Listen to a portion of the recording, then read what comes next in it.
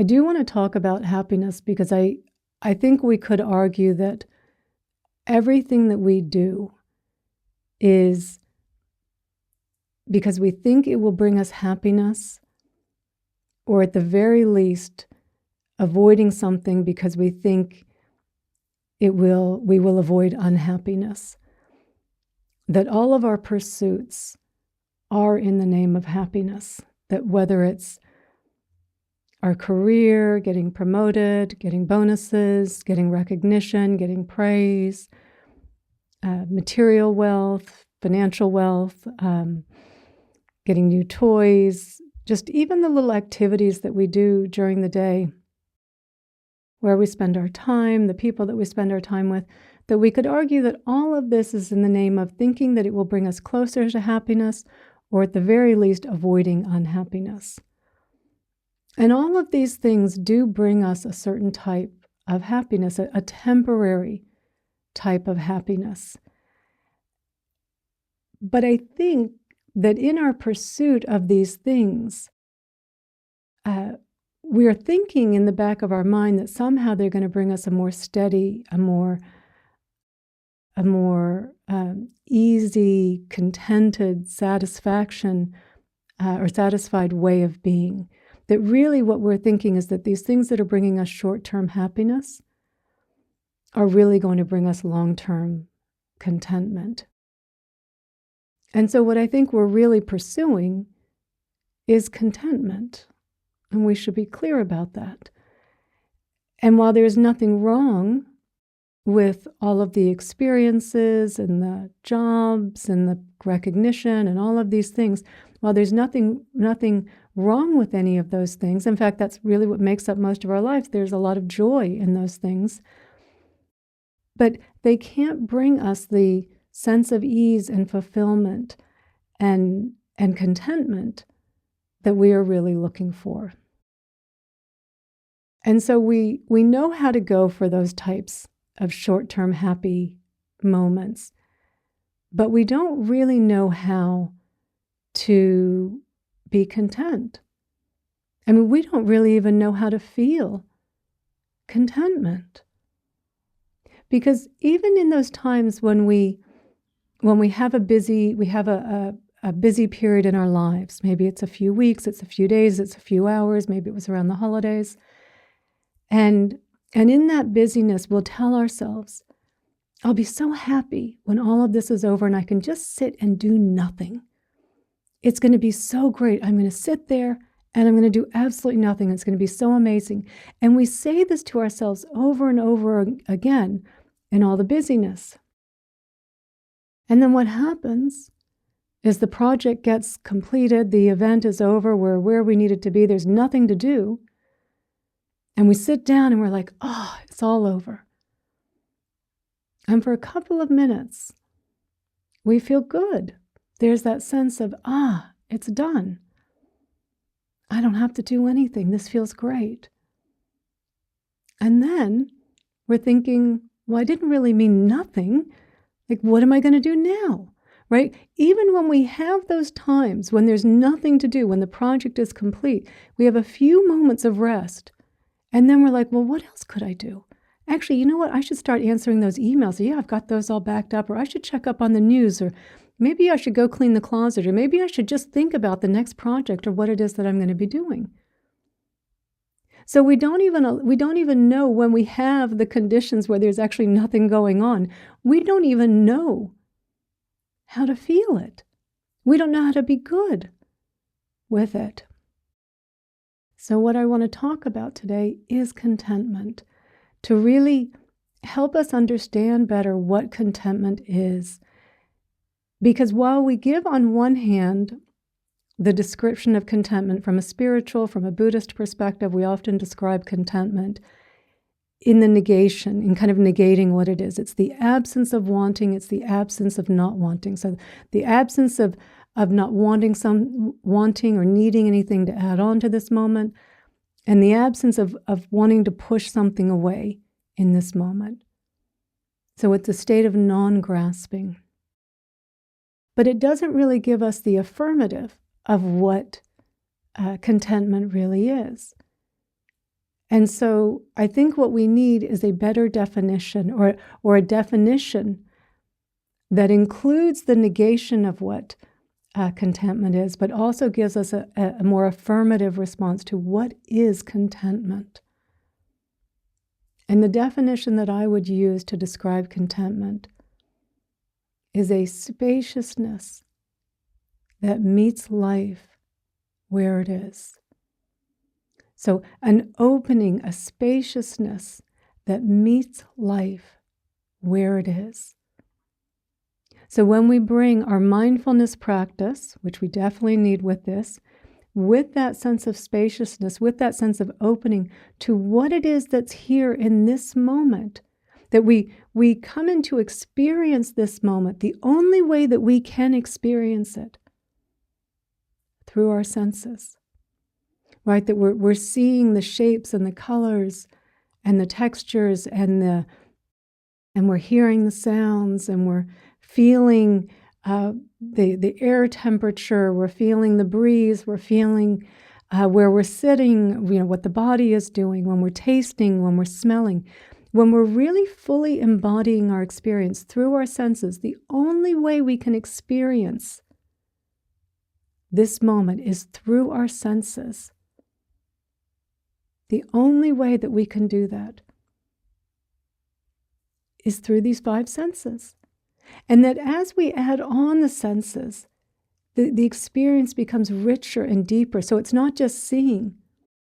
It's seeing and knowing that feeling when you're seeing and you're looking at someone that you love, or you're just having around friends, and really knowing that feeling that is in your heart, right? As well, that warmth that comes in, right? And then the sounds that are coming in as well, giving more richness, more of a meaningful sensation in that moment as we add on the different senses, right? That when we're listening to music, and then we're not just listening to the sounds, but we're feeling the sounds.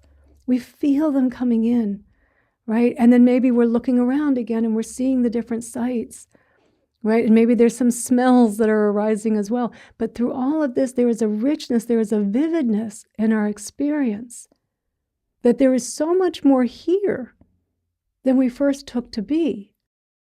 Because we're looking at our experience, we're focused in a way of, what can I get out of this moment?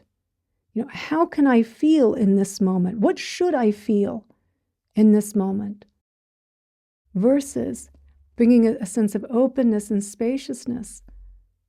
What do I feel in this moment? What do I hear in this moment? What do I smell in this moment? What do I see in this moment? What is this moment? What is happening in this moment? So we take our experience from this kind of me, what can I get out of this moment, right? And as we open it up to experience the moment, the me is no longer here. And we are experiencing this moment as it is. So in this way, our attention, by paying attention in this way, we open up our experience. We transform this moment into something very rich and fluid and alive. And that we know in this moment there is enough. So to understand that contentment is a fully embodied experience. It's not a concept, it's not an idea. It's something to be felt, it's something to be known directly, that this is something we want to come in and experience. Like, that is contentment. Right now, contentment is just an idea for us of what it is. It's not something that we feel, it's not something that we embody. Because we look at everything always through this lens of, what can I get out of it, instead of what is it that's here.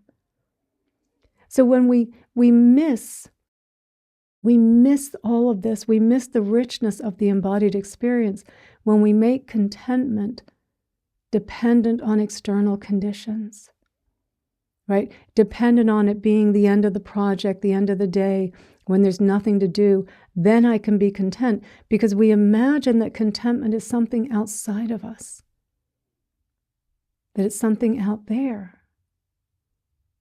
But contentment is in here.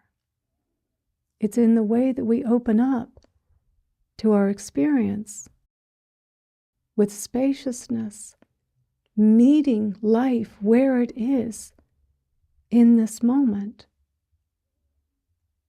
So when we're sitting and we're just having a cup of tea, right? Instead of thinking, oh, I've got my cup of tea. Well, what else? I better get my phone. I better get my iPad. I better get a book, right? Because it's just a cup of tea. What could possibly be here in just a cup of tea?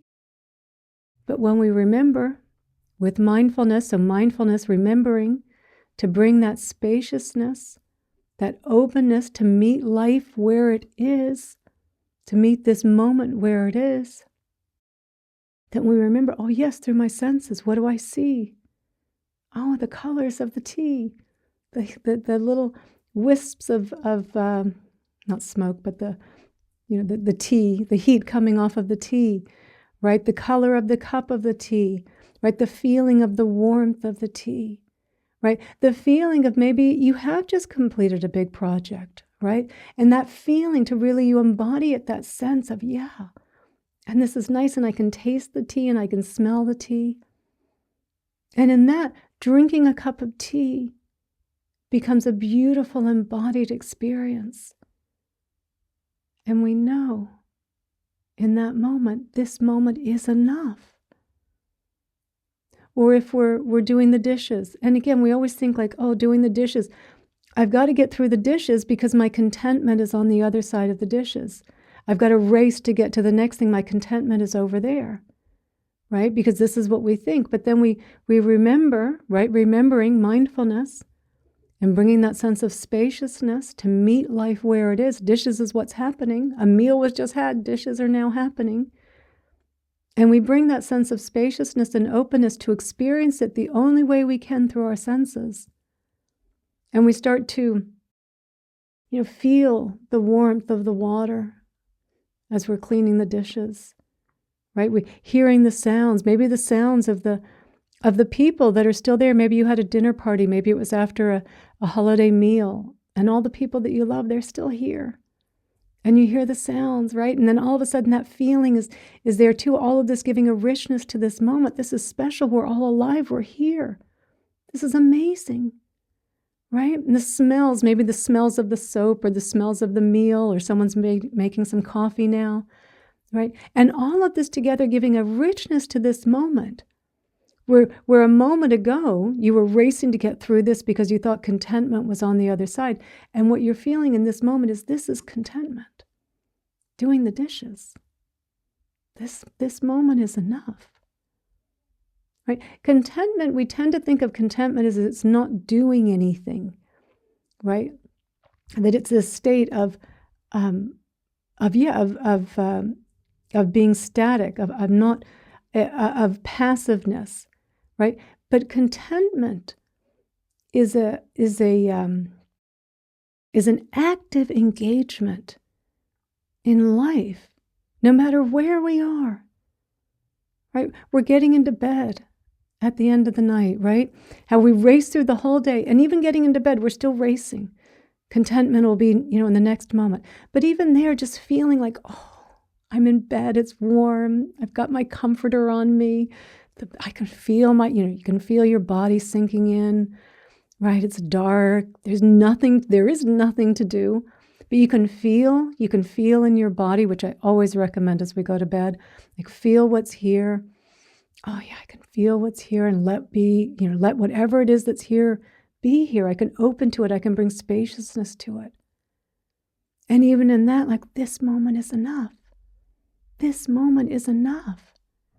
But we're always missing this moment. We're racing through, because for so much of our lives really is made up of mundane moments, right? We have the exciting moments, and we have the challenging moments. We have the difficult moments as well. But the bulk of our lives are just mundane moments. We're just going about our day, doing the dishes, paying the bills, showering, brushing our teeth, just doing ordinary things. But we're running through so much of it because we keep believing that contentment is on the other side of it. Because contentment is when there's nothing to do. And contentment is not dependent upon the external world. It's about how are we meeting this moment? Are we meeting it with grasping? What can I get out of this moment? What can I push away from this moment? Or are we open to it? Are we recognizing, yes, if I bring an open spaciousness and meet life where it is, because millions and trillions of conditions arising and all the conditions of this one arising, this is what's here in this moment. This is what's happening. This moment. And in the more that I open up to it, what I find is there is a richness, there is an aliveness to this moment. There is a contentment in this moment. Even if I'm running to catch the plane and I'm late, but my mind isn't reaching ahead and thinking, oh no, what if I miss it? And what's going to happen? And what does this mean? Or going back, why was I late? Why was I delayed? Instead of just running. And let's see if we get there. Even that, there is a contentment, right? We're not chasing something. There's a sense of ease and peace within. And this is that sense of ease, of contentment, of peace that I would suggest is the highest form of happiness outside of enlightenment. So in the worldly sense, the highest type form of happiness. It's not dependent upon anything. It's simply dependent upon what we are bringing to the table, of really how we are paying attention to this moment. So if our definition of contentment is a state of non-grasping, of not reaching out for anything, of not pushing anything away, and it is the open spaciousness, meeting life where it is, then we also have to recognize that contentment also means that there's going to be unpleasant moments, that we are going to experience unpleasant conditions as well, that we're going to experience uncertainty, right? Because we imagine that, no, well, if I'm content, like we'll be content for a while and we're thinking everything's going along really well, and we're really in the moment and we feel good. And then we get some news, something's, maybe we've been diagnosed with something, someone else has been, we're going through a breakup, something challenging is happening, and there's a lot of uncertainty now. The uncertainty is always there. It's just we can kind of fool ourselves for a while that it's not. And so all of a sudden something comes up that's very uncertain. Maybe it's someone we love and they're sick.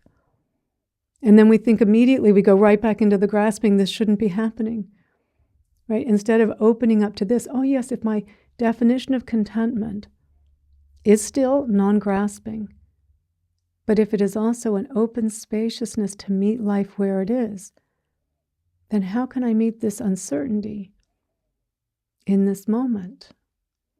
How can I open up and breathe and feel this and allow this experience to unfold?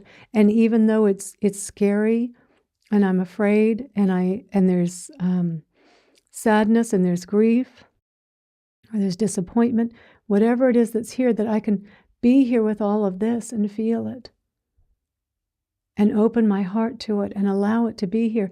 And in that, in being with the uncertainty, creating a spaciousness to this moment, because this is what's here. In this moment, we're meeting life where it is in this moment.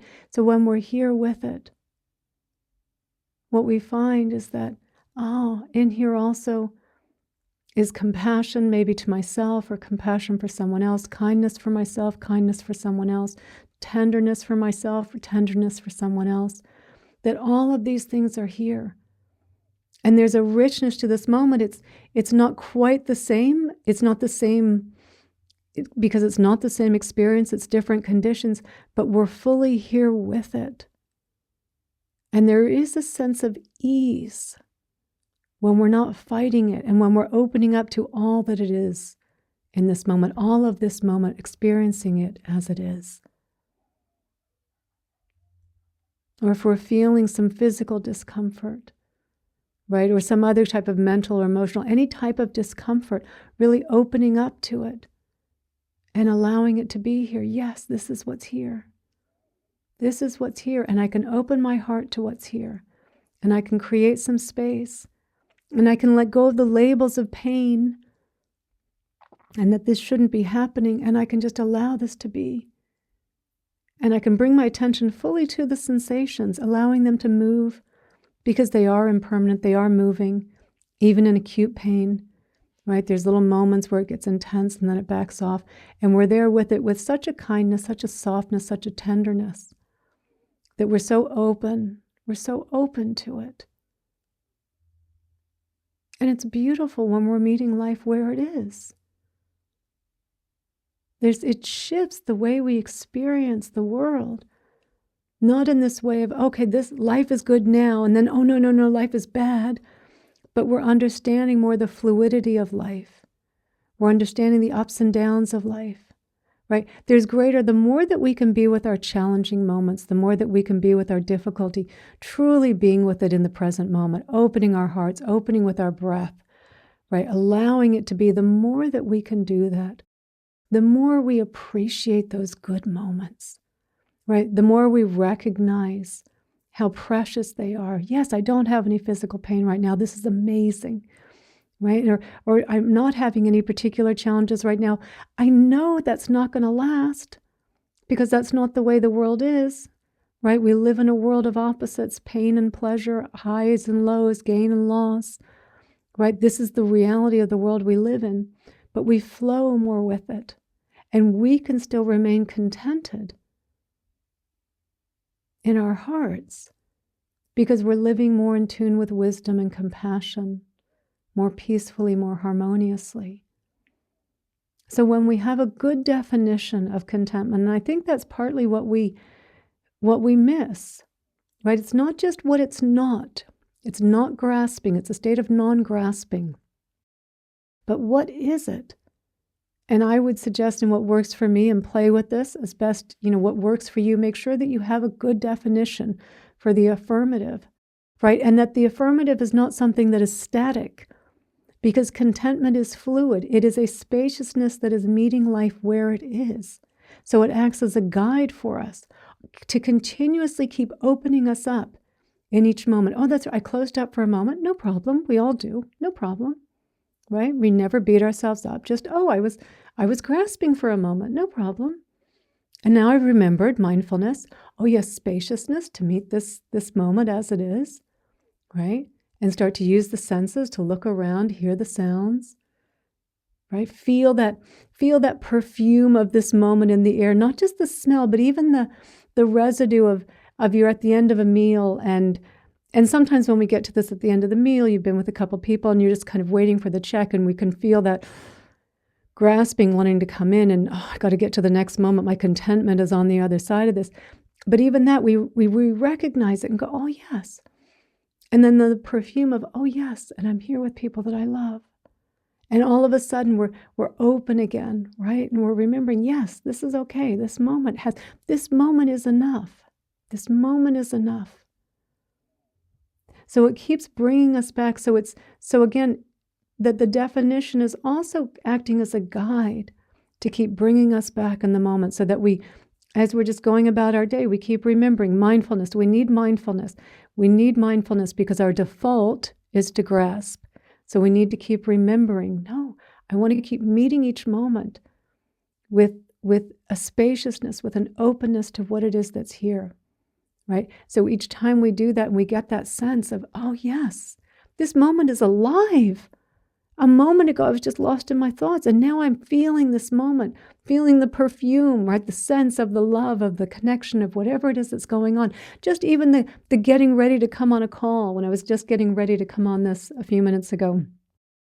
And there's that little sense of that feeling of, I'm about to come on and be with all of you. And that's in the air. It's like it's something that's here. It's a richness, and I feel it. Right? And so it's not necessarily that everything is right there in front of you. There's a sense of what it is, the moment, the specialness of kind of what's around this moment, of what it is that's arising. And to remember that we can also just remember that breath, that mindful breath, right? When we breathe in and we really feel the breath moving through our body, and we feel that sense of the breath not wanting anything, not needing anything, And we know that spaciousness of the breath and of that sense of not needing, not wanting, that this is enough. This breath is enough. Right? And it naturally starts to slow us down, right? As we're generally rushing through our day or rushing through our activities or multitasking, right? We're maybe cooking dinner and we've got a podcast going and then you've got to respond to some texts. And in that moment, we can remember, oh, hang on. Maybe you need to respond to someone. But you're remembering a spaciousness that you want to come to. You want to meet this moment as it is. You want to meet life as it is. And so maybe you can just turn the temperature down on the stove or in the oven for a moment, turn the podcast off, and then just really be there in that moment of responding to the text, right? You're communicating with someone. This isn't like we then tend to think, well, no, if I'm on my phone, there can't be contentment there. And I mean, definitely, if we're mindless on our phone, of course, we know there's usually 99% of the time, there's a lot of grasping in the phone. But when we're bringing that sense of openness and spaciousness to meeting this moment is using the phone and communicating with someone. And it transforms that moment. It's not a stressful moment anymore. It's not a grasping moment anymore. It's not the phone was something bad, right? It's like, no, I had to communicate with someone. And now I can put the phone down. And instead of putting the podcast back on, I'm just going to stay with making the dinner. Because in cooking the dinner, right, I can smell the smells. Maybe you're preparing a nice meal for yourself, maybe for your partner, maybe for your kids or friends, right? And there's that perfume in the air of those that you love, right? Maybe there was someone that was in that recipe that shared it with you, and all of a sudden that starts to, oh, yes. And I remember who shared this recipe with me, right? And they're all of a sudden in the air, right? And as you're moving about, and you're feeling where you are, you're seeing the beautiful colors, you're seeing the textures, you're hearing the sound of the sizzles, right, or the plates as you're setting them down, and you're fully there and you're realizing, wow, this moment is so rich. There's so much here. I thought the contentment was going to come once I finished making the meal, but actually the contentment was right here. Once I stopped the multitasking, once I turned off the podcast, once I turned off all the other things that I was doing, and I just was doing one thing at a time, I find it naturally lends itself to one thing at a time, right? As we open up, right? And we recognize that contentment was never out there. It was never in the next moment. That was just going to be an endless chasing, the carrot just always dangling in front of us, right? But contentment is an active engagement in life. It's actively opening to this moment, whatever it is, bringing a skillful response, a wise response, a compassionate response to what it is that's arising in this moment, knowing that how this moment is arising is changing and changing and changing. But we can keep a constant thread of contentment through all of those changes by being fully open to what it is that's here. Enjoying the highs, absolutely. No one should deny the highs. They're fun. Enjoy them. Enjoy the chocolate cake. Enjoy the recognition. Enjoy the bonus. Enjoy all of those things, right? The joy of laughter with friends, enjoy all of those things. But when we enjoy them with contentment as the thread, right, then we also don't find that sense of deflation when the high is gone. It's just, oh yeah, that was nice. That was good, right? And when the conditions change and when we're going through something difficult, and we remember, yes, I can open to this too. I can bring this sense of spaciousness and openness to this as well, because this is where life is. This is what's arising, all the conditions, and I can be with this too.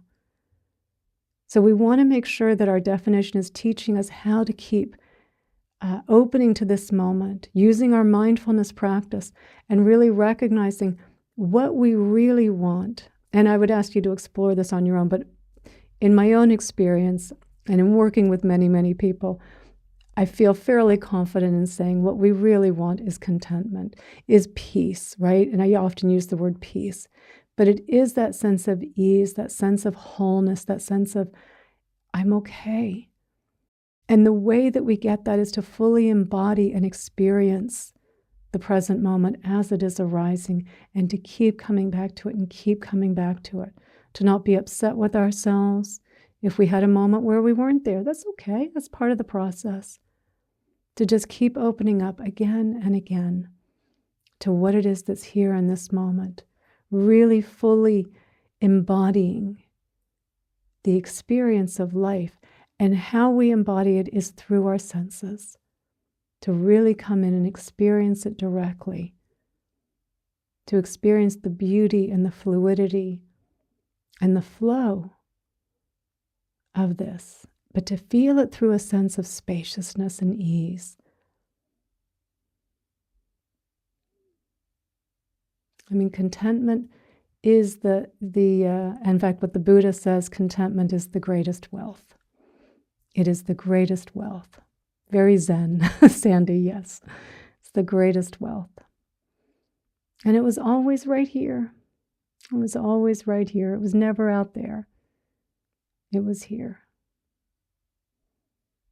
So I think when we are clear on what it is that's most important, contentment, peace, right? Recognizing that if we work on that, if we make that, what we're really being clear, or if we're very clear about that being the type of happiness that we're seeking, I think all of the other happinesses are just icing on the cake, And it really helps bring a richness to our spiritual practice, to our mindfulness practice, to the present moment. It just really teaches us how to embody the present moment, to really know and experience and see what is going on here, to open up to what is going on here instead of closing down and not seeing what is really here. But we want to open up instead, to embrace all that is here. This moment is enough. It is always enough when we come to this moment with a sense of spaciousness, welcoming life where it is. And as you were saying back there, I think it was Simon was saying back there, surrender, and JG was saying acceptance. Like, yeah, that's all of that in here. It's all of it. And hi, Simon. I think that's Simon too. And I'll just go back now to some of the questions here from Emily. Oh, thank you, Jackie. Yeah. So I hope that makes sense, that really just that understanding. It's not contentment isn't the absence of things to do. It's a state that we are in internally, and how we show up and how we pay attention to the world. And that changes everything in how we feel.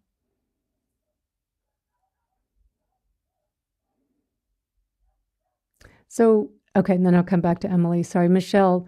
Yeah, we still have goals in contentment. Absolutely. Like, it's not one or the other. Still have goals, still have things that we want to do, things that we want to accomplish, because that's part of life, and there's joy in that. But not imagining at the end of the goal that I'm going to feel complete at the end, because that's how we approach goals today. If I can just lose that last 10 pounds, then I'll finally be happy. If I can just have a certain amount of money in the bank, then I can be happy. If I can just get to that next promotion, then I'll be happy, right? Because we know what happens. We get there. We feel good for a few minutes, maybe a few days, depending upon how big the goal was. And then it goes away and we're thinking, oh, now I want the next promotion. Now I need I need a little bit more money in the bank. Now I find I lost those 10 pounds, but actually I needed to lose 12 pounds, right? Or actually I needed to firm up, or I needed this. It's never ending, right? So we want to make sure that we have our goals in the context of understanding, like they are experiences to be had. And I always frame it like this.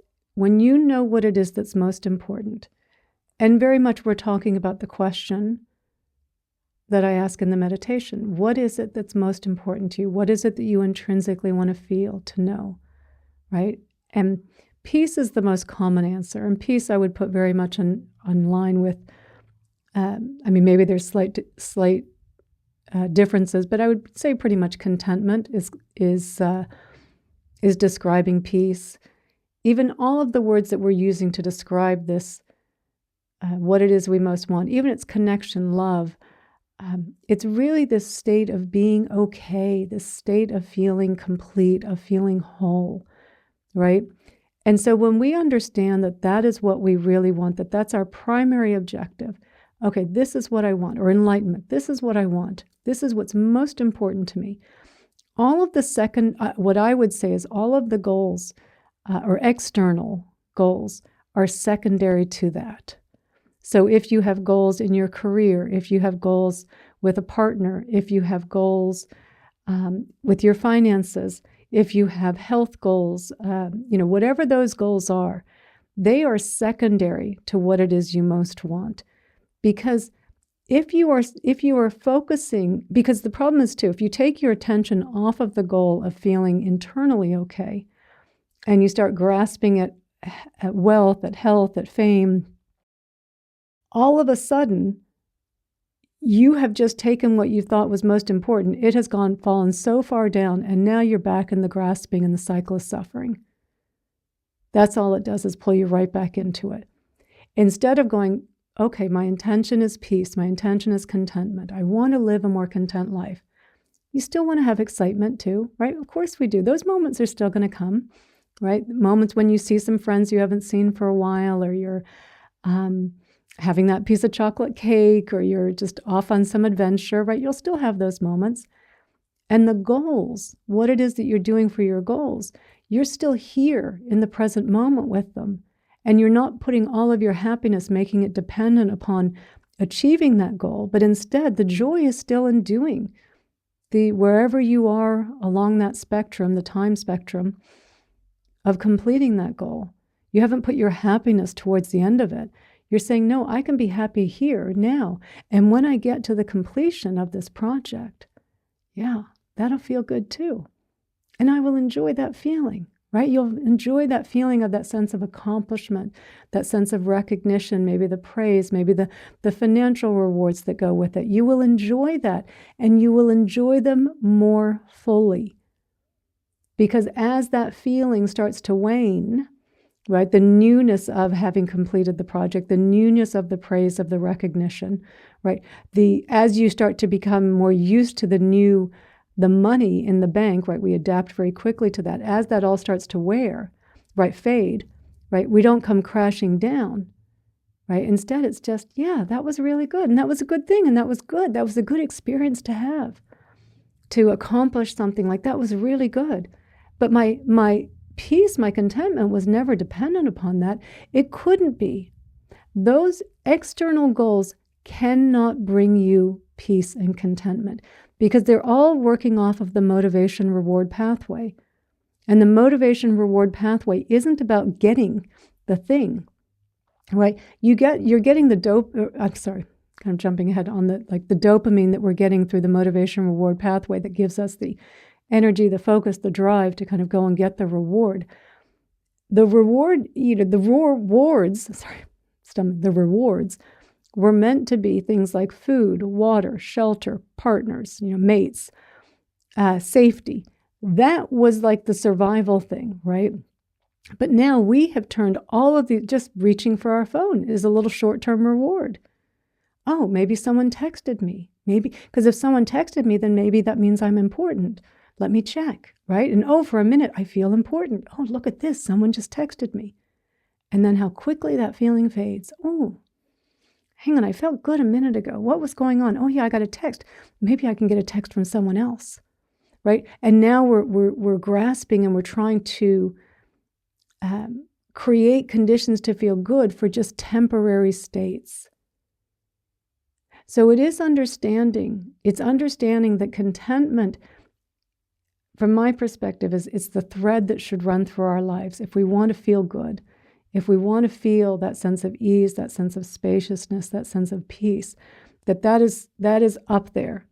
For whatever word you use to describe, and even as I'm saying contentment, I think, which is what so much of us are looking for, contentment, peace, I'll use those words interchangeably.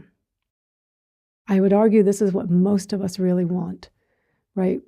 the highs will still be there, and they will be fun, and you will enjoy them, and no problem. And enjoy the latte, enjoy the tea, enjoy the glass of water, right? All of those little moments, right? Enjoy them all. But throughout them, a consistency that you're okay, that this moment is enough. We're reaching out for these temporary states, these goals, as though they're going to bring us a state of contentment that they cannot bring. It's physically, it's biologically impossible based on the arranging of our brain, the neural networks. And we know in our own experience that none of these things have brought us lasting happiness, that we're just racing from one thing to the next. And what we are racing through, what we are missing as we're racing, is our lives, the richness of this moment, the feel, as I was saying, the perfume of the friends still hanging out as you're paying for the check or as you're doing the dishes after a dinner party. We're missing the taste of life because we put so much emphasis on the goals. The goals still, you won't lose your drive to do things. I mean, you don't lose your drive to do things. It's just that it's not from a state of grasping. It's not from this state of deceit that somehow I'm going to be a different person if I have this. If I have an extra, there is something to be said for a certain amount of economic wealth, right? There is definitely something to be said for having a roof over your head, having food in the fridge, having a certain amount of money in the bank. There is definitely something to be said for that. And there is a point, and I don't know what the numbers are now based on inflation, but it used to be if you made $75,000 a year, like going from $50,000 a year in the US to $75,000, and I think this was like 15, 20 years ago, that $25,000 extra a year could bring a big jump of happiness in your life because you're no longer struggling to survive. Yes, that could have an impact on you. But once you get to that 75, right, and then you're surviving, right, you do just get used to it after a while, right? And it is better than being back down at the $50,000 income. And you're probably then still just striving for the next and the next pay raise and the next pay raise. But the increments of happiness based on the income gains are almost, they're so tiny. They're so tiny. We imagine everyone who's wealthy is incredibly happy. And that is just not the case. It's not the case. I know in my own experience, I worked in the financial world for 25 years. I was a partner in a hedge fund. I can tell you, even when I talk with some of my friends that are still hedge fund managers, and they say like, this is a brutal world. I'm like, I have nightmares of going back into that world. You couldn't pay me enough money to go back into that world. Yes, Simon, health is true wealth, and mental health, emotional health, contentment health is the true wealth. Especially, so there is that difference, of course, if you're not surviving, there is a difference that these material things can bring you. But I would argue for those of us that are here on this call, the fact that you've been able to take time out of your day or your evening to be on a Dharma talk, you've survived. We may not be, millionaires or have, tons of money in the bank, but we have enough that we can take time out of our day to be on a call like this, that we have survived. And so the goals and the things that we are looking to do aren't going to have the huge impact that we are thinking that they're going to have. The bigger impact is going to be finding the contentment that is here in this moment. And then out of that contentment in this moment, and I would suggest that there's greater creativity in that moment, that as you're going for your goals, that when something doesn't go the way that you're expecting, you're much more resilient because it wasn't, oh my God, this had to work. If I messed this up, then I'm not going to be this complete whole person that I imagined myself to be at the end of the project. Instead, it's like, okay, I can see this isn't working. I need to come up with something new, right? To feel the disappointment, be with it, not jump over it, But then to recognize, like, there wasn't a me tied up in it, in how I was going to feel at the end of this. It was just oh yeah, this isn't going the way that I thought. So it's enjoying the journey, right? Enjoying the building of the business, enjoying the creating of the project, enjoying all of the stages of it. The beginning part, which has that kind of big burst of creativity and the big burst of dopamine, the new idea, and oh, this is kind of fun. And then as we get through the middle parts, which tend to be a little bit more challenging for us, longer term goals, we don't get really the dopamine hits for that. But because we're not grasping at needing this to happen, we're able to be present with it. We're able to still feel peace and happiness in this moment. And then when the project is completed or the goal is completed, you do still feel that sense of joy. You do feel that sense of accomplishment, right? And it's appreciated. You recognize all of the hard work that was put into it. But it's not this, you struggle, big high, and then crashing down. It's you're content. Oh, this is nice. This feels really good. And then you're just back content. I'm still content in the high of the excitement. So yeah, it's not about denying external goals, external rewards, about doing things, but it is about prioritizing what's most important. Yeah, and just as Sandy was saying, yeah, his relative was wealthy and was not really happy, always worried about his investments. Yeah, the more you have, the more you've got to worry about, right? The more you've got to protect. And charge, just what you're saying too, is safety, right? So much of what we want is safety, right? That we feel if I have a certain amount of money in the bank, I'll feel safe. If I have a certain amount of followers, I'll feel safe. If I have a certain number of degrees, I'll feel safe, right? That a lot of this is trying to give us this sense of safety. We are never more safe. Everyone right here, we are safe right now. And if you are safe in this moment, and if you think you're going to find more safety in the future by adding on more external things, if you're safe in this moment, all that's going to happen when you get to that is you're going to want more.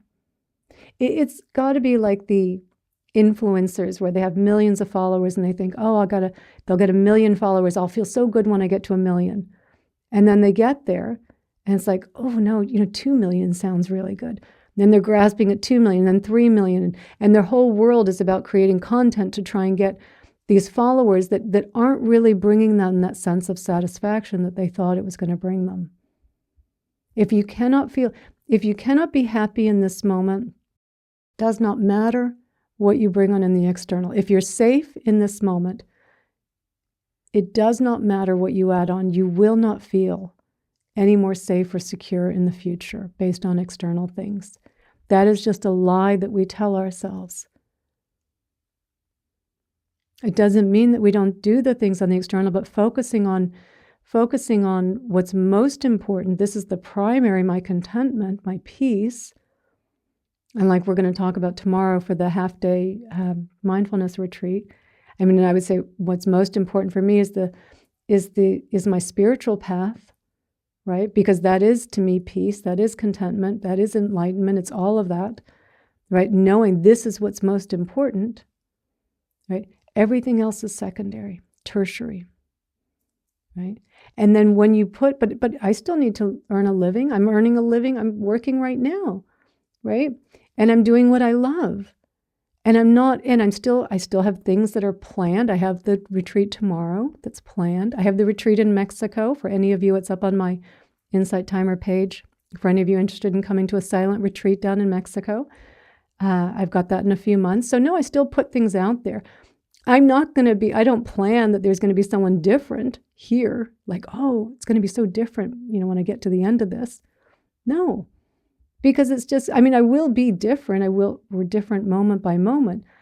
But I don't imagine that there's something that these external things are going to do to me that are going to somehow fundamentally make me more enlightened. In fact, just the opposite, right? They take me further away from what it is that's most important. So it's aligning our goals properly. It's really aligning our goals properly. We tend to put all of the external goals up first, And then we think that all of those things are going to bring us the contentment and peace. And what we find again and again and again, every time we hit those goals, they didn't deliver. And then we just think to ourselves, well, I probably was just imagining the wrong goal. I think it's this goal now. I think it's this thing now. And so, we keep putting all of our hopes in these things that keep failing to deliver. I mean, it's amazing how bad the advice is that we're giving ourselves. Like if you were paying someone for this advice, you'd stop going and seeing them. You would say, my God, they give me terrible advice every time I get those things. I feel good for a little while, and then that aching hole comes back. Because we're operating out of a ignorant view. And so this is really just trying to align our priorities and more in alignment with reality. And so that we recognize, no, the contentment and the peace, which I really do believe most people really do want. This is what we're searching for on the outside, is just that feeling of that sense of ease in this moment, of being awake to this moment, of feeling the richness in this moment, of feeling the aliveness in this moment, right? The feeling the safety that we do experience in this moment, right? The security that we are feeling right now in this moment. Nobody knows the future, but we're feeling it now. And to feel that and really fully embody that, and then everything else that flows from there is just all icing on the cake. Experiences to be had, but not that they're going to fundamentally wake us up. They're not. They're going to, if we make the external goals our priority, we keep falling asleep. And we don't find the peace and contentment that was always here all along, always right here. Yeah. Thanks, Tanya and Emily. Yeah, thanks. So Sandy, you're having some nice weather up in Canada right now. Sounds like. Oh, sorry. And Jackie, just to your point, and I'm going to scroll back. I know there's some further comments. But just to your point too, it's living above your means, right? This is what so many people are doing, taking out credit card debt and loans and driving expensive cars that they can't afford because they're trying to they're trying to fool themselves. Oh, I'll get this BMW even though I can barely afford the payments because I'm going to be so happy driving around in it. And you will be, it will bring a certain amount of happiness. And yes, it will. But it will be fleeting, right? It will be fleeting, and then trying to make those payments. And then you feel, oh, I could never leave this job because, in fact, I do need to get that promotion now because I need to cover those payments. And I really can't afford for one thing to break over here because I've stretched myself so thin. We don't even realize the stress that we add on by living above our means. So great point, Jackie. Thank you. Thank you, Sue. Thanks. Oh, okay, Michelle. So hopefully that made sense. Okay. Yeah, Sandy, those little red dots in our communication, that's a real link to dopamine. As soon as we see someone's, if we're sending a text and ... everything that they do in most technology apps, right? Because the goal of every app is to keep us on it. That's the goal. The more that we stay on the app, the more data that they can collect on us, the more they can sell that to advertisers that can advertise to us at just that right moment when they know we're at our weakest, right? They know so much about us. And just those little dots, oh, someone's replying, I better stay, I better wait, I could be something really important. Right? All of these ways that they keep us, here and thinking that the phone, how many times a day do we reach for the phone? Thinking that I'm going to find contentment in the phone. My God, like we genuinely think that, right? And that they know when we're doing things like they know. So all of the technology companies, they know what they are targeting: loneliness. So connection, a lot of social media apps are about connection, text, emails. That's about I'm important, so I'm feeling that sense of connection. Of course, they're dealing with stress and anxiety. They're, what are some of the other ones? Oh, I was just reading a good book on this. But we know that every little part of these apps is connecting into something that we're feeling not whole inside. We're feeling some distress about. And then the app is going to have the solution for us. And so, and then when we get on the app's whole purpose is to keep our attention there, to keep us distracted into the app. So, yeah, I mean, the phones themselves are not contentment machines. And yet, we don't want to throw the phones out. We don't want to, I mean, many of you are probably on your phone right now. I'm using my phone to record this so I can put this up later on Insight Timer. We don't want to throw the baby out with the bathwater either. And, because of Insight Timer app, we're all together here. So there's a lot of good with technology as well, a lot of good. And to be able to communicate with people much more easily, more cheap, in a much cheaper way, more readily, is, of course, it's fantastic. But it does come with a downside. And we have to recognize that these technology companies have spent millions, hundreds of millions of dollars with people in fMRI machines doing different things on the phones. What's lighting up there? What's happening there? Oh, that one person stayed on longer. Really trying to understand the neural networks of how we get drawn in and we stay on these products. And that is the opposite of contentment because, and someone had said back there, I think it was a beer, like the doom scrolling, right? They know once we get into it because you feel so bad already. You feel so bad, all the comparing, you can't help it. You can't help it. Your lizard brain, once you're going, you're starting to scroll, you can only see so many staged images of people. And these are so staged. I mean, they are so staged. They are not reality. I mean, even, I know we're going off on a little tangent here, but there's this whole genre of videos on YouTube of people living a quote unquote simple life. It's like, oh, me living alone in the woods, me living alone in the mountains. And they have millions of views, people are following these. I've seen a couple of them and they're very engaging because you're just seeing someone walking along a meadow. You're seeing someone just sitting and having a cup of tea. You're seeing what you imagine contentment looks like. Not being content, but you're watching it.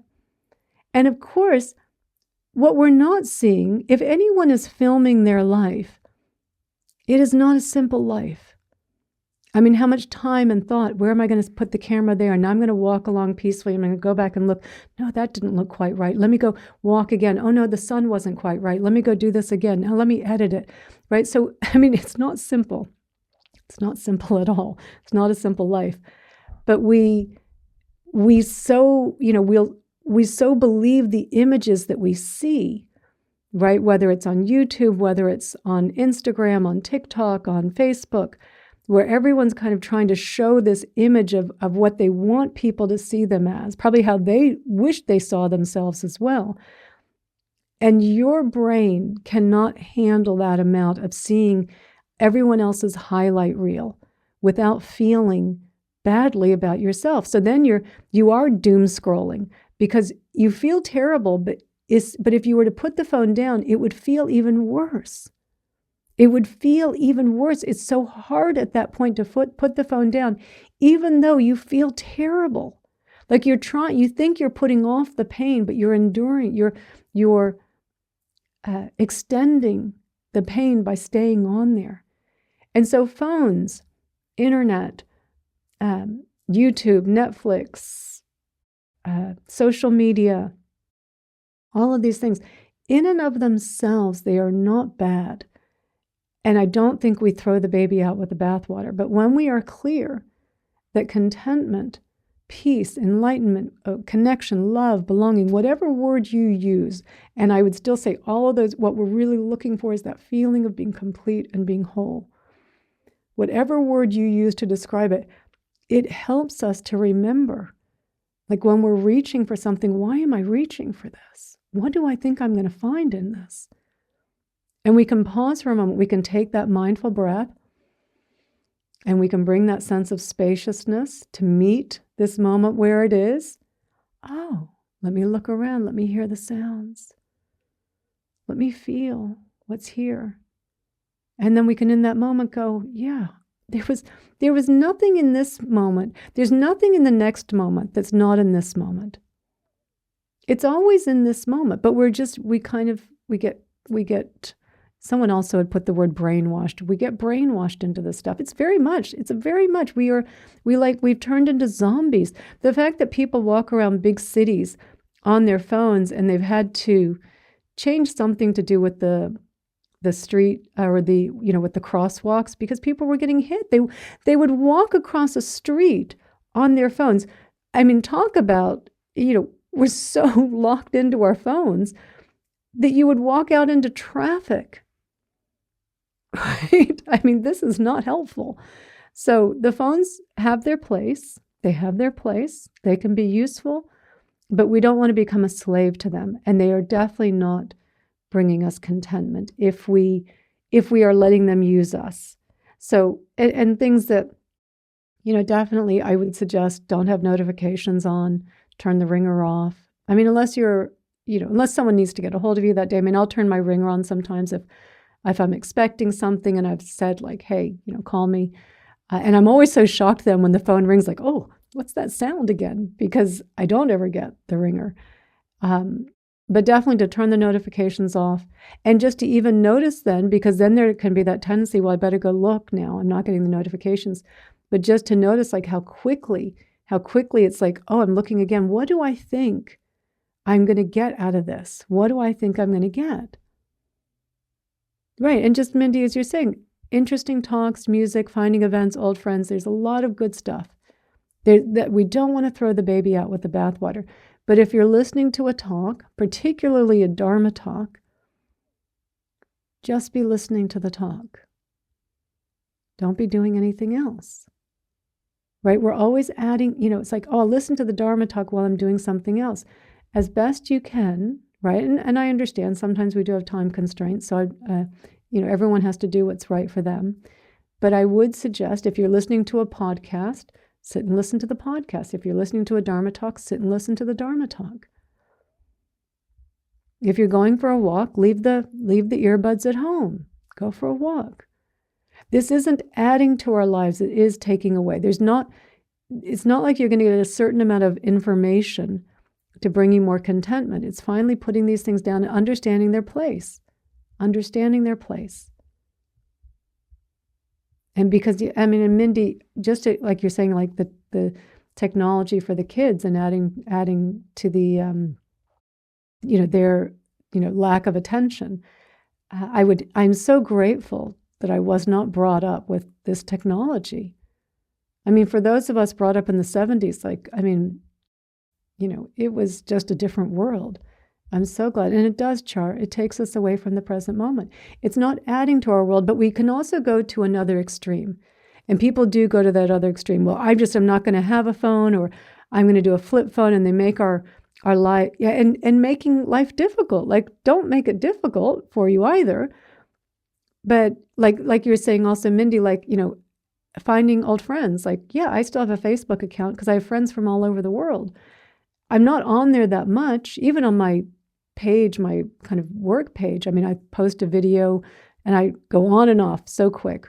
But if I need to reach out to someone, it's great to just think, oh, I can just hop on there and in 2 seconds, I've got someone from high school. I've got someone from Australia that I used to hang out with, someone from London, someone, from all the places that I've lived in, or someone from college. And it's just like, oh, how great. It's convenient. But if you're on there every day, it does depend the length of time that you're on there. That's what really seems to be the deciding factor of how much time we spend on there. But I don't think, personally, I would say I wouldn't want to be on there every day, because those algorithms are smarter than us. They have done so much research into knowing, when they're tapping into our motivation reward pathway, that's survival. That's survival. They know, the outrage that we can see from a meme or something, the stress that we can get from it, like that feels like survival. So they know how to tap into our most primal emotions that really, oh, I'm outraged. I've got to leave a comment, not leaving a comment, but you know what I mean? Like you can see what people are doing. So yeah, we've got to be very, very careful with phones, very careful with phones. They're not going to bring us contentment. They can be a helpful tool in our lives as long as we understand their place. Yeah. Thanks, Christy. Does it seem like I've done? Yeah, I have looked into this. I find it fascinating. I find all of this stuff, and it was really with meditating when I started getting into understanding what was happening in the brain when we were meditating. When I was, this was back, this is 25 years ago. I found it just fascinating. Why do I feel so much better? What's happening? And then as the technology, started adding on, and I do find all of this fascinating. Because we should know what are the primal circuits that are so much of our motivation, so much of our grasping, so much of our pushing back. I mean, even it's just our brain that creates the sense of a self, a separate self, right? It's just neural networks creating a sense of a self, right? And to understand that, to understand the conditions of how that comes out, how the ego is coming out, I do find can be very helpful.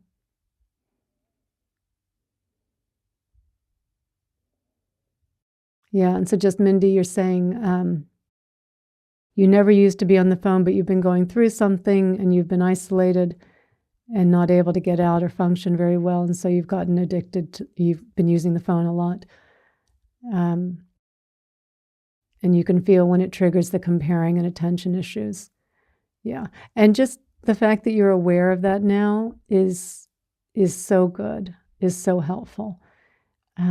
Just to know, like, okay, this is becoming a problem. It's not making me happy. So even just to understand as well, like when we reach for the phone, and some of you know this because I've talked about this before, the pleasure-pain pathways are co-located in the brain. So when we reach for the phone, we kind of kick up that short-term pleasure. We get a little hit of dopamine. It feels kind of good. We're kind of anticipating something good going to come out of there.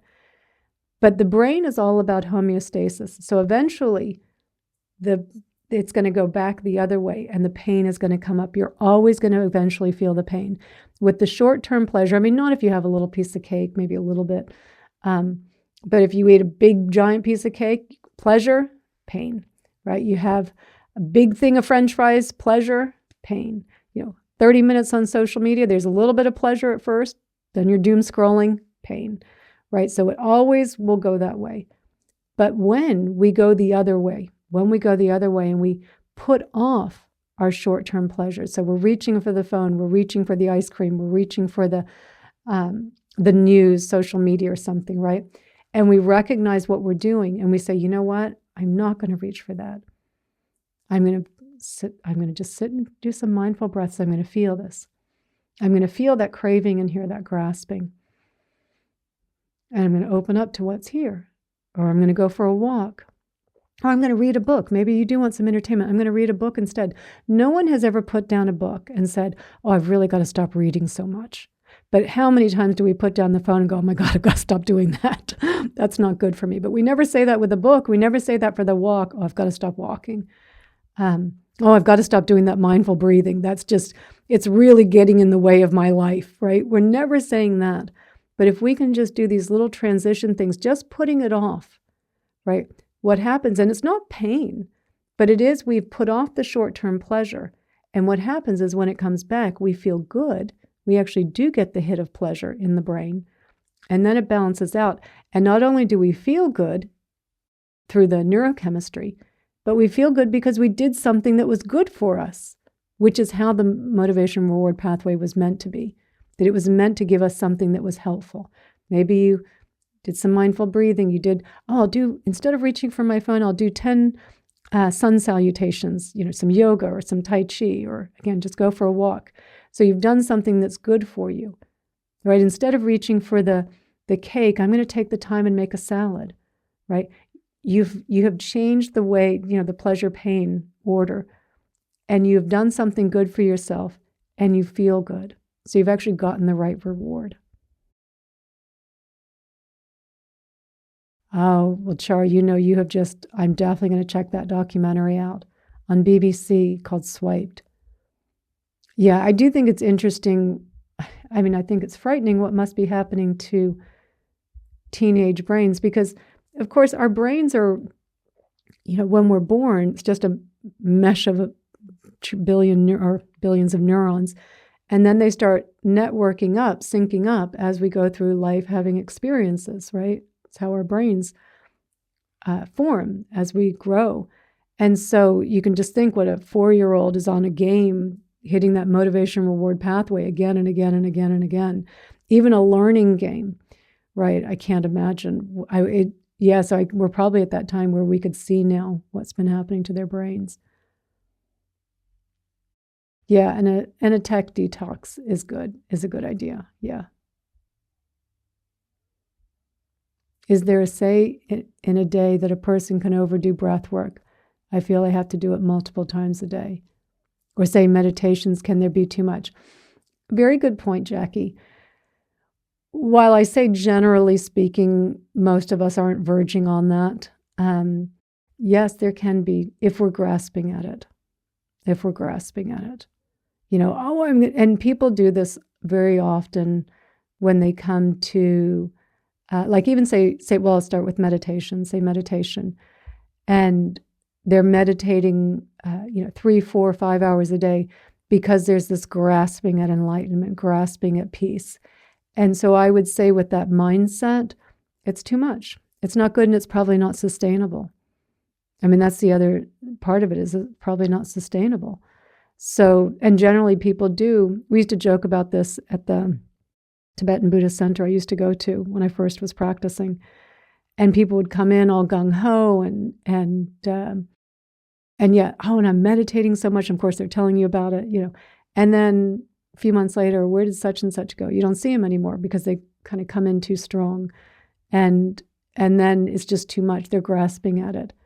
And so, the same with breath work. And we have to be careful with breath work because while breath work, and breath work, when I'm talking like mindful breathing, no, there's no such thing as too much just breathing mindfully. I wouldn't say that. But breath work where you're doing that intensive breath work, which is giving you those heightened states, just to be careful that there is that potential for always chasing the blissful states.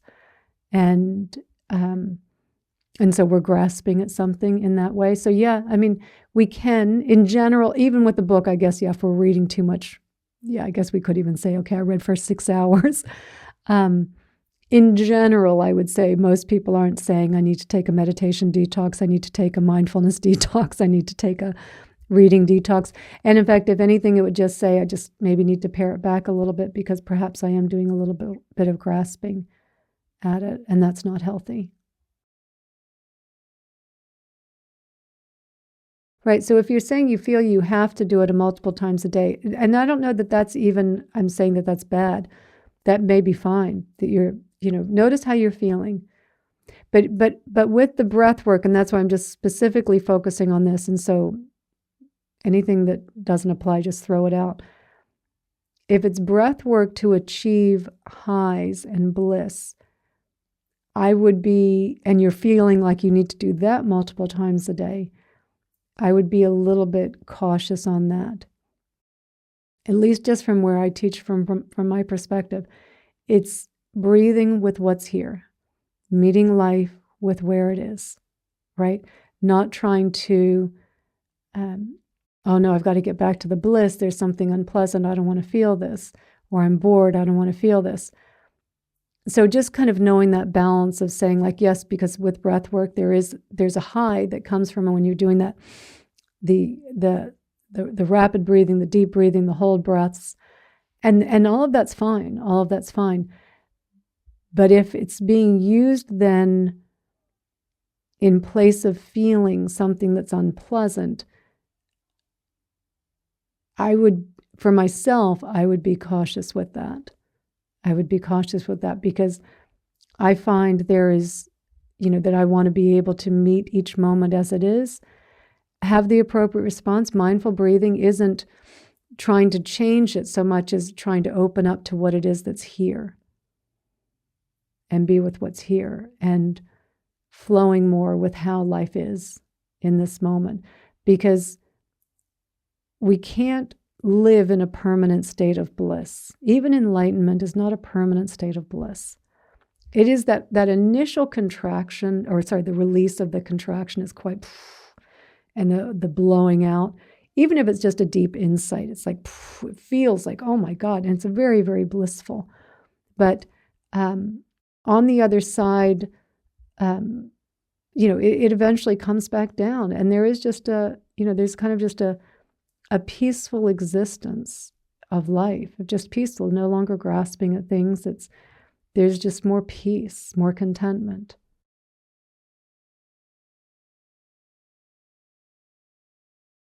Oh, okay. So sometimes when you're saying it's when your mind gets going, and after sitting and you find sometimes you can't calm down until you do a meditation. Well, you're doing a meditation as a response to that. Yeah, I think that's okay. Yeah, that you're doing a meditation in response to how you're feeling. Because if you're coming to your meditation open to what's here, breathing into it, being with it, then I think that's okay. Yeah.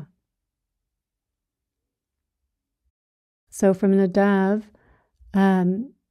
you're planning on taking a 10-day Vipassana meditation retreat and wonder about your thoughts about the length of it. So if you can just tell me first, how long have you been meditating for? And just how much do you meditate a day? So if you wouldn't mind just typing that in, and I'll go to Kelly's question. If you can just give me a little bit more background on your experience first, because those are great retreats. Those are great retreats to do. I wouldn't send someone that was brand new. I mean, it will be a challenge no matter how long you've been meditating, but just give me a little bit more context, and then I'll answer that.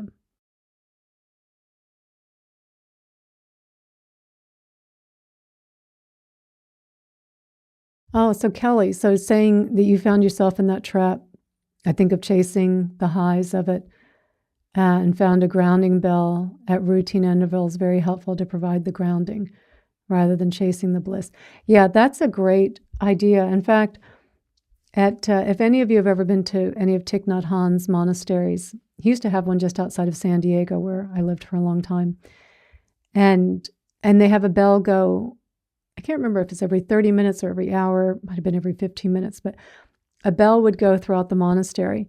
And whatever you were doing, you would just stop in that moment, and you would breathe mindfully, and you would know where you are, right? And it was just a minute of just a waking up in that moment. Oh yeah, I'm here. I'm breathing. I know where my body is. And just that kind of coming back and grounding again and again. And so you can set up the insight timer bell. And I've done this, and I'll set it up on my iPad versus my phone, which is what I'm usually meditating on, using the insight timer bell there. And so I have a standard one set up on where I'm just a guest on Insight Timer. And it's set up for like 8 hours and to go every 30 minutes. And it's just a nice bell that you hear, versus doing like an alarm on your phone. I wouldn't do an alarm on your phone because you don't want to have to go and turn it off. But it's a nice way also just to kind of hear the bell. And it's just that reminder, oh yeah, breathe, know where you are, look around. Feel yourself, feel your heart, have some gratitude for this moment, smile. And just a really nice way to keep you grounded. Yeah. And so Jackie, when you're sitting with, this is a very subtle point, but when you say, I try to sit with letting the emotions pass, and when they don't, I will go to meditate or breath work. This is very subtle, but really important. When we're sitting with our emotions, if we're doing it with the idea that they should go away, we're still coming with a mind of resistance to what's happening. We think we're like, no, I'm going to sit with my emotions so they'll pass. What we're really doing is saying, I don't want to feel them anymore. I don't really want to open up to them. And so, yes, they will eventually pass. Everything does. But it's so subtle, and it's so critical and so critically important that when we sit with our emotions, that we really open up to what's here and say, it's okay that you're here. Stress, disappointment, anxiety. It's okay that you're here. Let me breathe and create space for you. Let me give you all my loving attention. It is okay that you're here. And we breathe and we create space and we allow the unpleasant emotions to be here. And even saying, like talking to it just as I'm saying, as long as you need to be here, you have my attention. As long as you need to be here, I'm not pushing you away.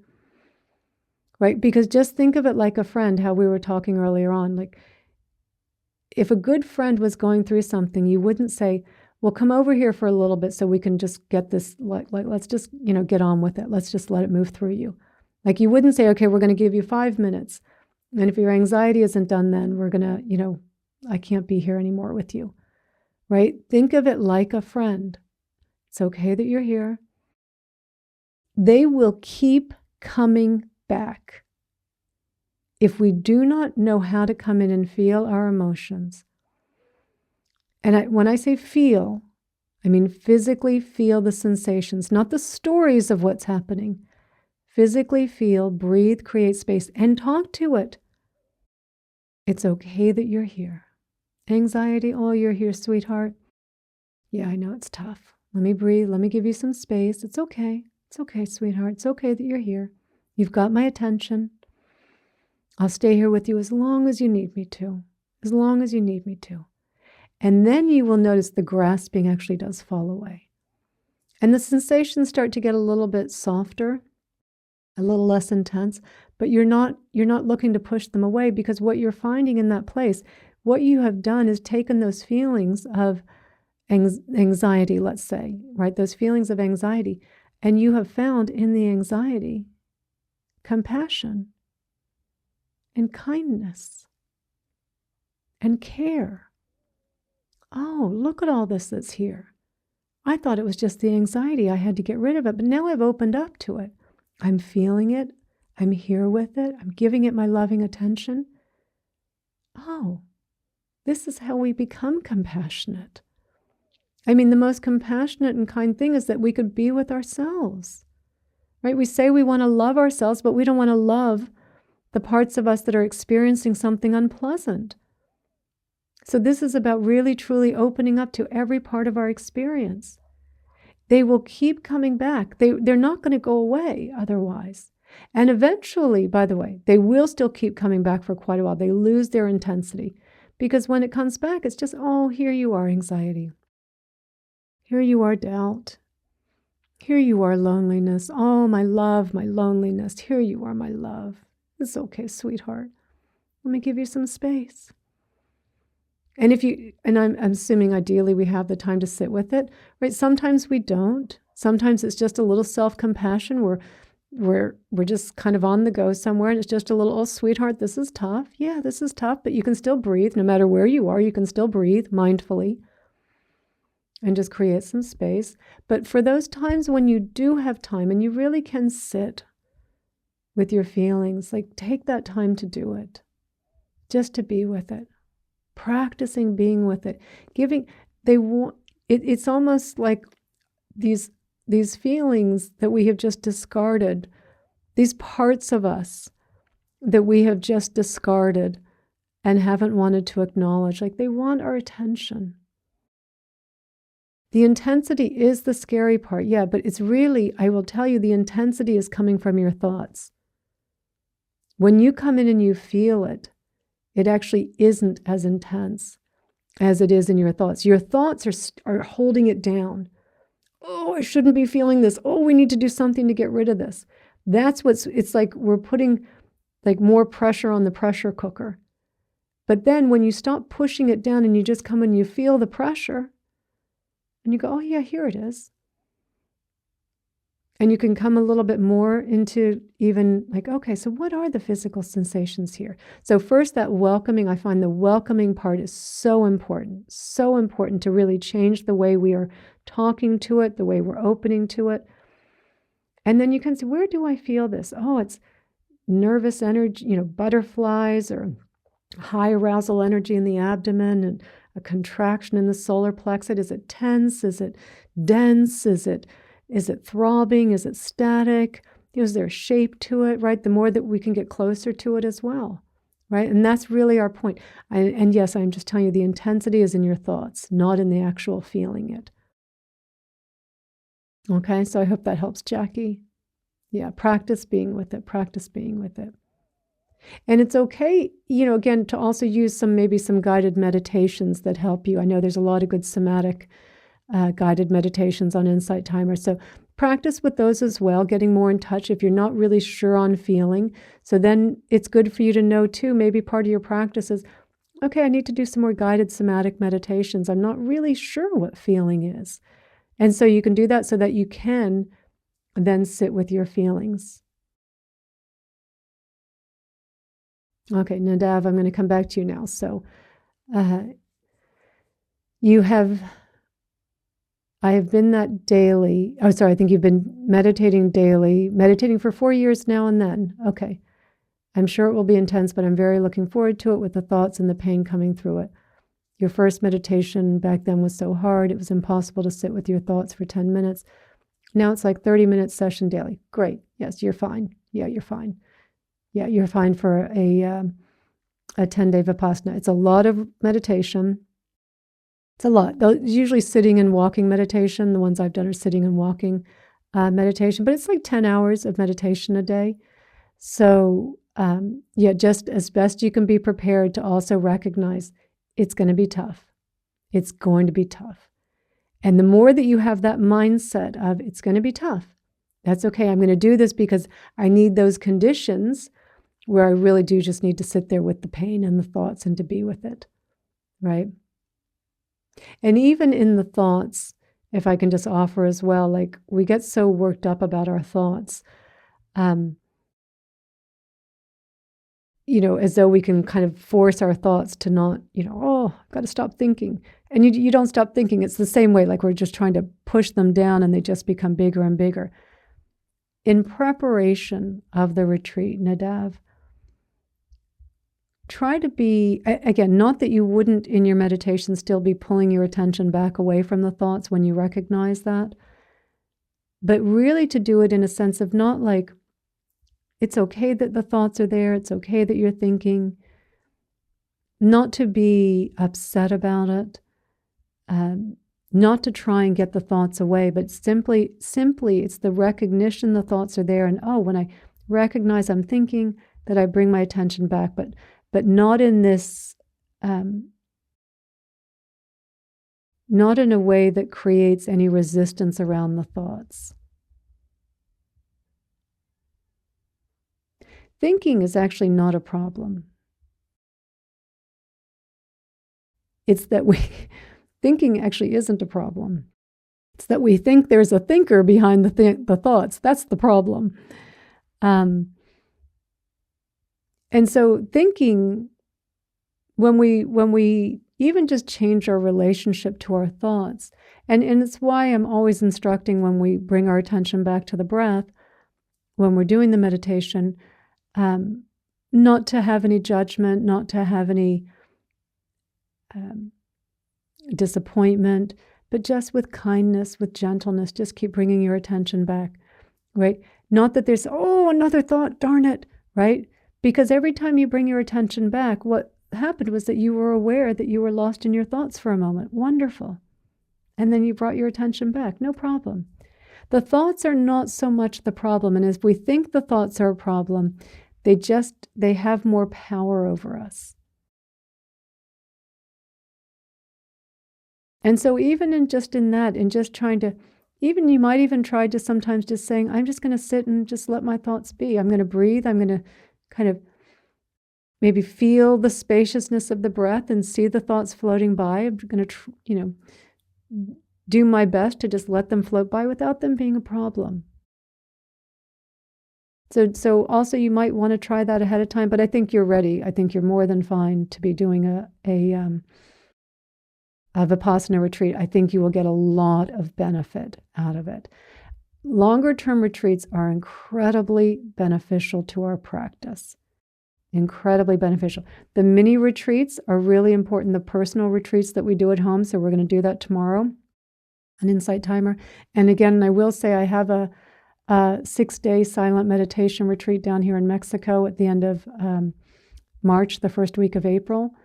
And so if any of you are interested, that's on my teacher's page as well, because longer term retreats are also, they really do give us the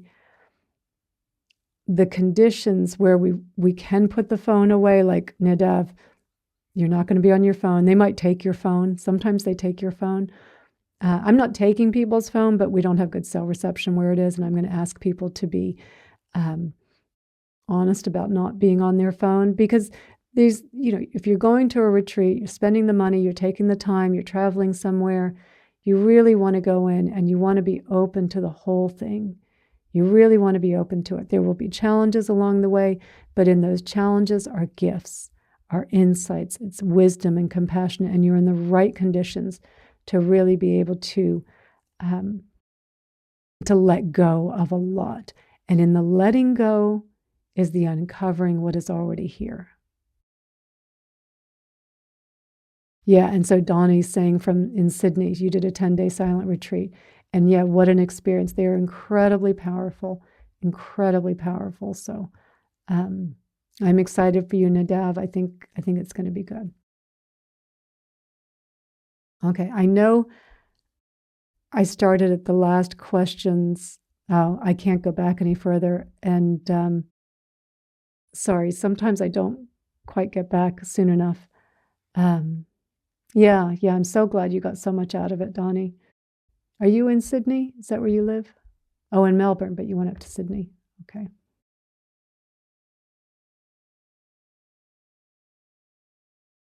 Melbourne's a lovely place as well.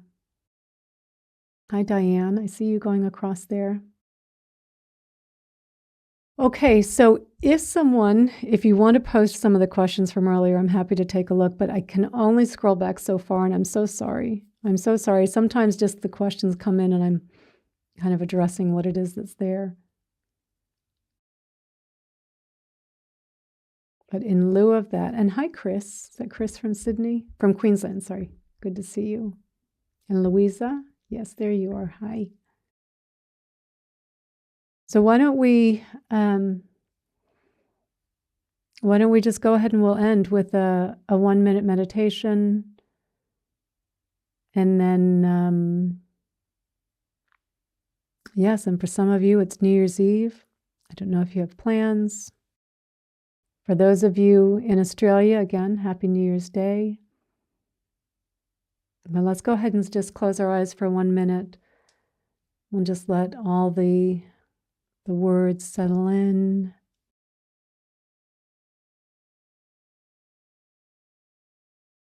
And just notice how it is that you're feeling right now in this moment. Really bringing your attention into the body.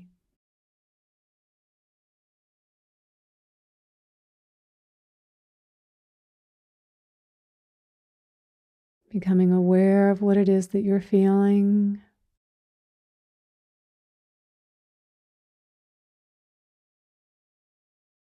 Without pushing back on the experience, but just opening up, welcoming what's here.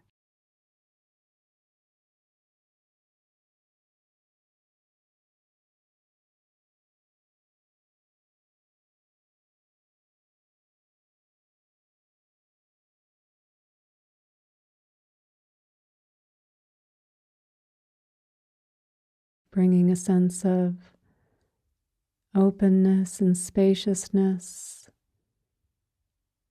meeting life where it is.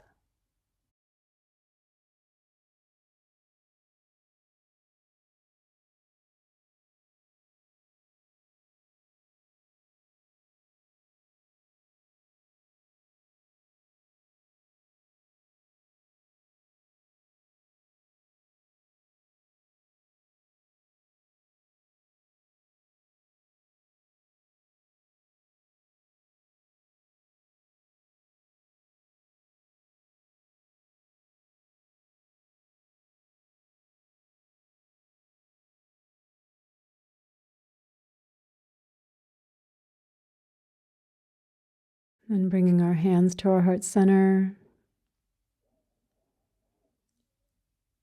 and dedicating the merit of our practice, our meditation, our time together on the Dharma talk. Just recognizing this time that we've spent here together, how worthwhile it was. And then we imagine that we're sharing this merit with someone we care about.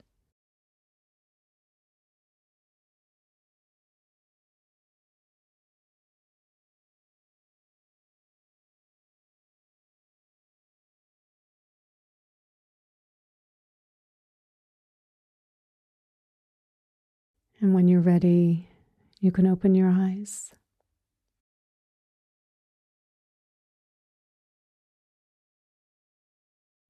Oh, thank you for your lovely message, Char. Thank you. I'm wishing you peace in your day as well. Many blessings. To everyone, thank you so much for being here. Thank you for being a part of the Sangha. I'm sorry that I didn't get to all the questions. We'll be back again next Tuesday.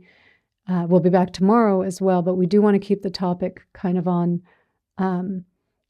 really on our intention setting and really grounding us, reminding us, again, what's, our spiritual practice, what's important to us, really helping to just to help root us in our spiritual practice in our spiritual path for the new year. I think it's a good reminder to step back, remember, why are you meditating? Because the reasons you started meditating are probably very different from why you do it now. And that's very helpful to know that. And just to understand how we have to make sure that our actions are aligned with our intentions and that we are protecting what's most important. And if it's your spiritual practice, your path, your peace, your happiness, like we want to make sure that we are prioritizing it properly. So we'll go over all that in the morning.